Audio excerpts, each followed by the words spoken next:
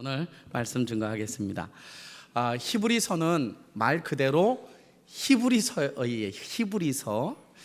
이 히브리서는 누가 썼느냐 되게 많이 분분해요. 저는 개인적으로 바울이라고 거의 확신합니다. 거의. 이거는 학적인 부분이라서 여러분 그냥 이해하시면 됩니다.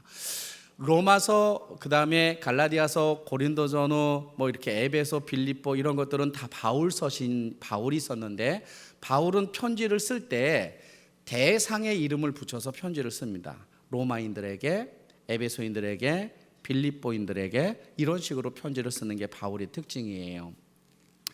그런데 이 히브리서부터 시작해서는 히브리서 이후부터는 어떤 특징이 있느냐면, 야고보가 쓴 야고보서, 베드로가 쓴 베드로서, 유다가 쓴 유다서, 요한이 쓴 요한 1, 2, 3서, 사도 요한이 쓴 요한계시록, 이렇게.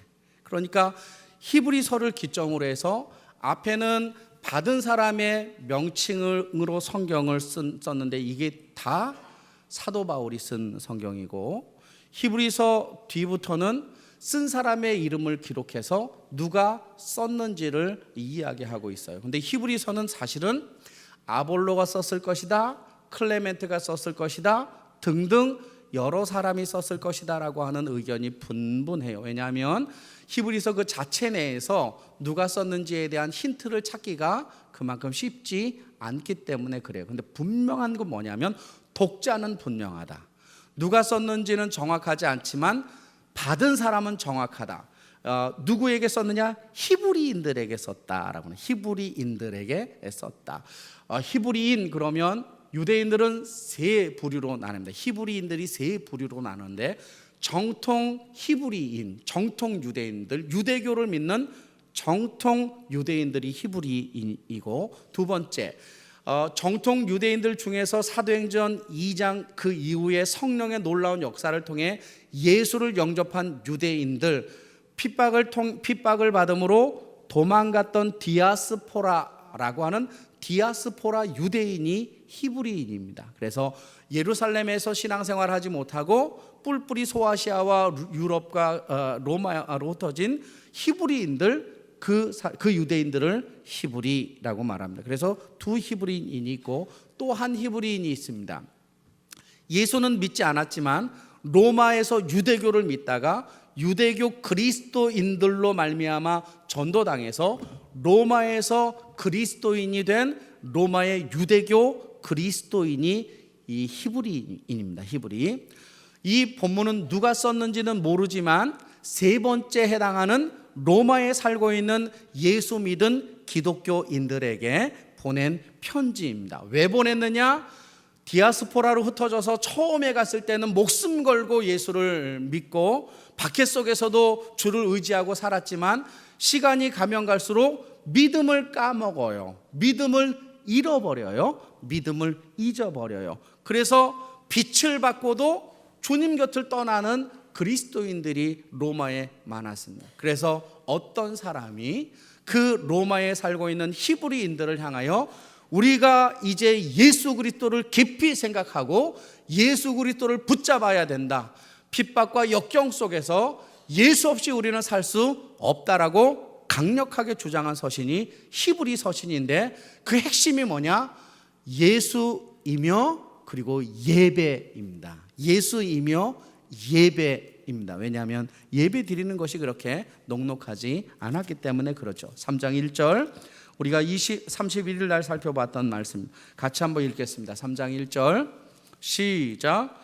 그러므로 함께 하늘의 부르심을 받은 거룩한 형제들아, 우리가 믿는 도리의 사도시며 대제사장이신 예수를 깊이 생각해야 이 어려움에서 이길 수 있다. 여러분, 우리가 예수 붙잡을 때 승리할 줄로 믿습니다. 예수를 깊이 생각하는 것, 예수를 가슴에 품는 것. 4장 14절, 히브리서 전체의 핵심 구절입니다. 4장 14절 전체 핵심 구절. 3장 1절과 4장 14절은 여러분 암송하시면 너무 좋겠습니다. 시작. 그러므로 우리에게 큰 대제사장이 계시니 승천하시니 곧 하나님의 아들 예수시라. 우리가 믿는 도리를 굳게 잡을지어다. 뭘 잡는다고요? 믿는 도리를.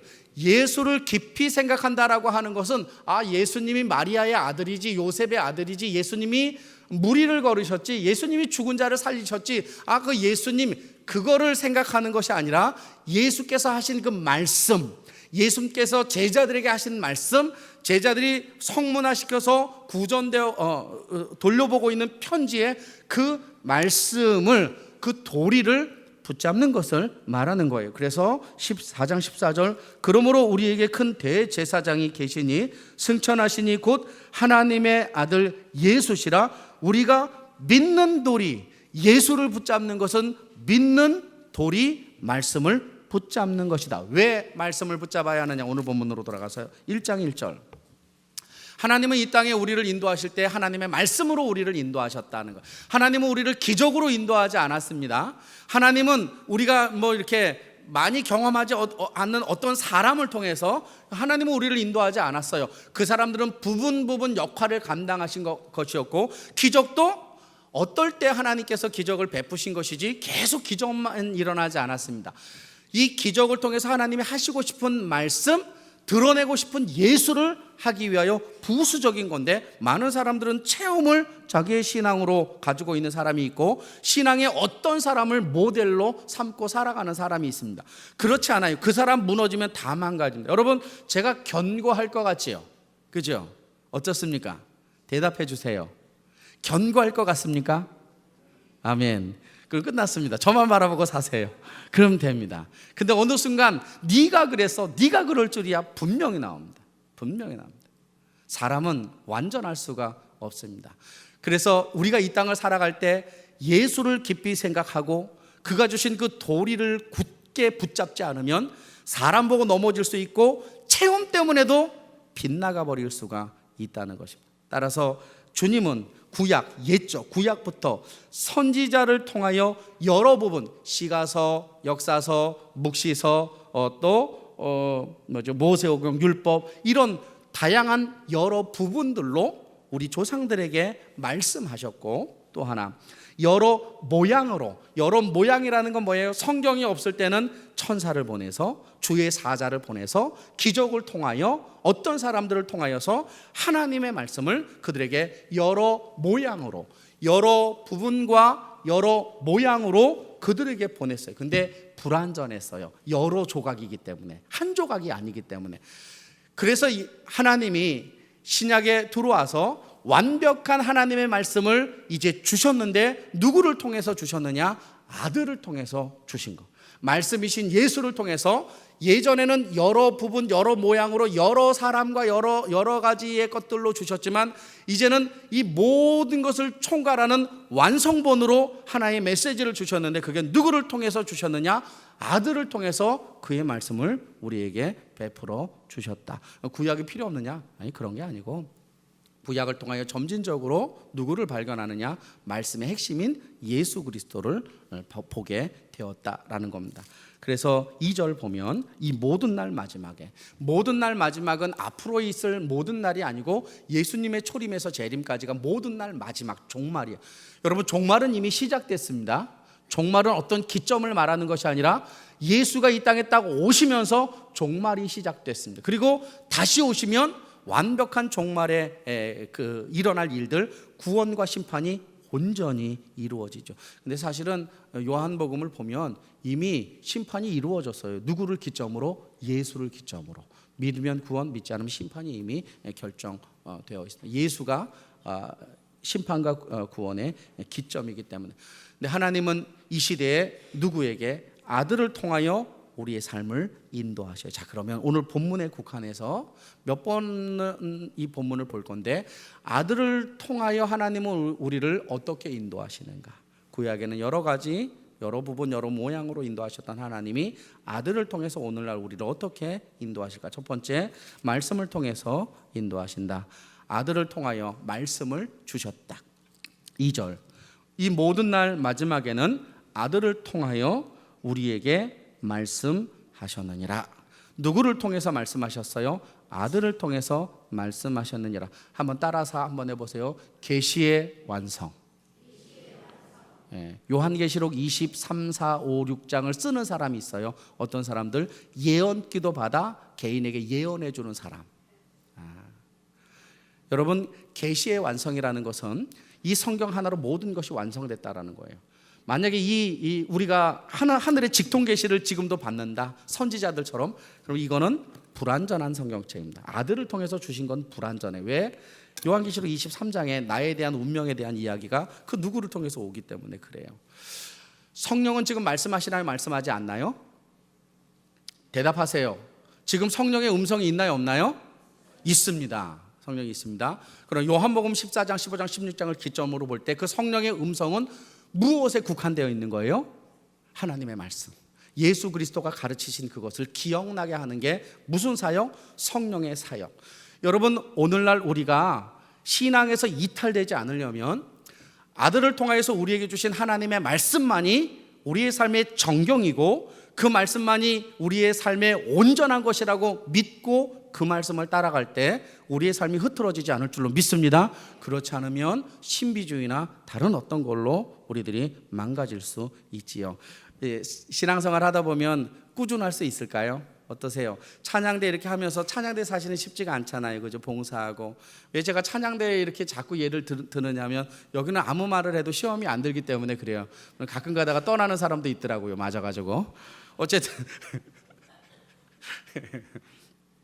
꾸준히 섬기는 거 어렵잖아요. 그죠? 참 어렵죠.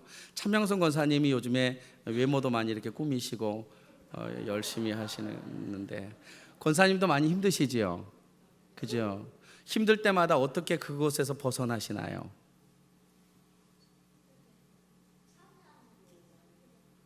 그러면 안 돼요. 오늘 내가 정답을 말하고 지금 질문하고 있지 않습니까? 그죠? 우리의 심령이 어렵고 힘들고 왜 살다 보면 그렇잖아요. 하나님, 내가 주님 앞에 갈 수 있는 거리를 넘어서 있는 사람도 있어요. 방황하고 갈등하고 넘어져. 그래서 주님, 내가 돌아갈 수 있을까요? 주님께 기도하는 사람도 분명히 주님, 내가 일어설 수 있겠습니까? 주님, 내가 회복할 수 있겠습니까? 나와 같은 자 하나님 구원받을 수 있겠습니까? 그런 믿음의 저변 밑바닥에 깔려있는 신앙의 삶을 살 때도 있단 말이에요. 그때 우리를 살리는 게 뭐죠? 차명순 권사님? 말씀이죠. 너무 잘하셨어요. 감사합니다. 여러분, 하나님의 말씀만이 우리를 세우고 하나님의 말씀만이 우리를 살리며 하나님의 말씀만이 우리를 정도를 걷게 하여 주실 줄로 믿습니다. 그래서 그 말씀은, 아들을 통하여 주신 그 말씀은 우리에게 생명입니다. 여러분, 주일날 이제 예배 시간에 올 때마다 하나님, 오늘 나에게 무슨 말씀을 주실 것인가? 하나님, 그 말씀을 통해서 나를 어떻게 회복하실 것인가? 하나님, 그 말씀을 통해서 나의 인생을 어떻게 끌고 가실 것인가에 대한 기대와 기도와 기적의 역사를 주의 말씀 속에서 찾기를 간절히 소망합니다. 예전에 제가 두란노 서원에서 글을 쓰고 있는데 어느 날 하영조 목사님이 목사 하나를 데리고 왔어요. 목사를 하나 딱 데리고. 근데 어디서 많이 본 목사예요.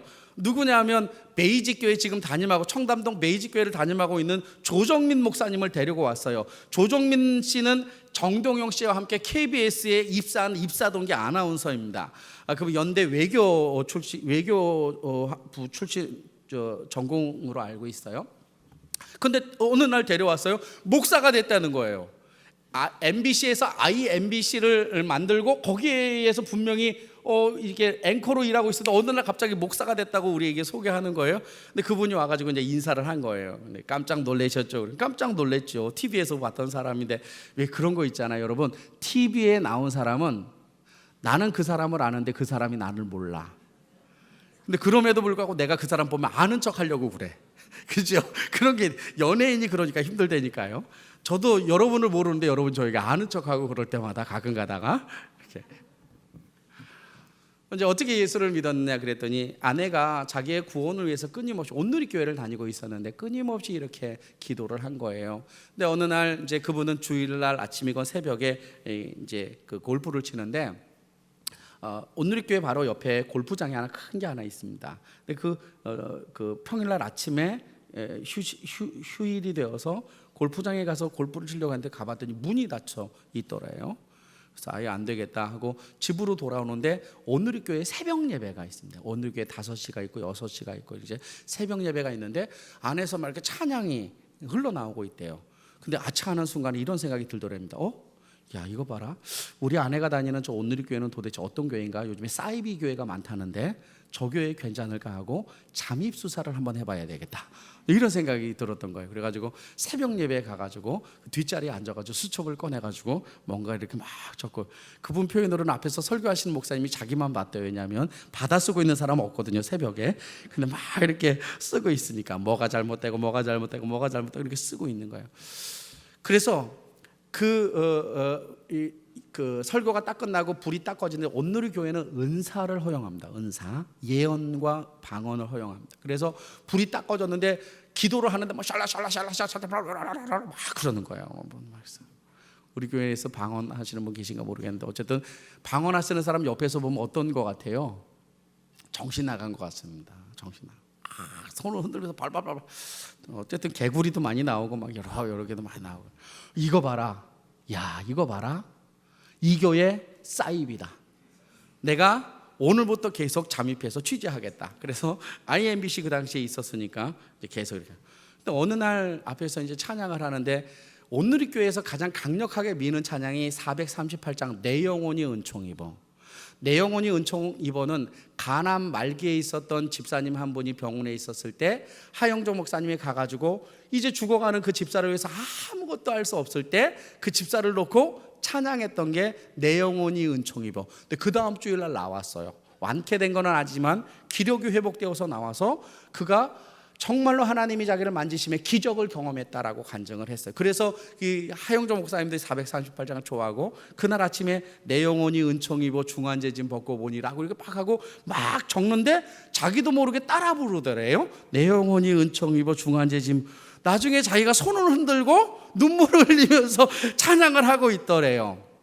그래서 하나님이 나를 부르셨구나 결단하고 그때부터 신학교 가서 목사가 되어서 하나님의 사람뿐만 아니라 그의 아내의 기도, 하나님 예수 믿게 해주세요라고만 기도했는데 하나님은 그를 향한 계획인 그를 하나님의 목자로 세워서 지금 교회 사역을 하고 있는 것을 그 아내가 경험하게 된 것이죠. 여러분, 하나님은 하나님의 부르심, 하나님이 우리를 부르실 때도 하나님의 말씀으로 우리를 부르신 줄로 믿습니다. 우리의 인생이 회복되고 주의 자녀로 삼으실 때 끊임없이 주의 말씀이 던져지면 그 말씀 가운데 반응하게 돼요. 이 중에서 예수 안 믿는 사람도 있을까요? 옆 사람 한번 얼굴 한번 보세요. 생퉁이인지 아니면 이렇게 좀 은혜스러운 얼굴인지. 근데 놀라운 사실은 아들을 통하여 주신 그 말씀이 우리에게 생명을 선물하여 주실 줄로 믿습니다. 왜냐하면 4장 12절 하나님의 말씀은 살았고 운동력이 있어 내 마음과 생각을 감찰하기 때문에 우리의 인생 속에 필요한 그 말씀을 통하여 일어서는 저와 여러분 되기를 간절히 소망합니다.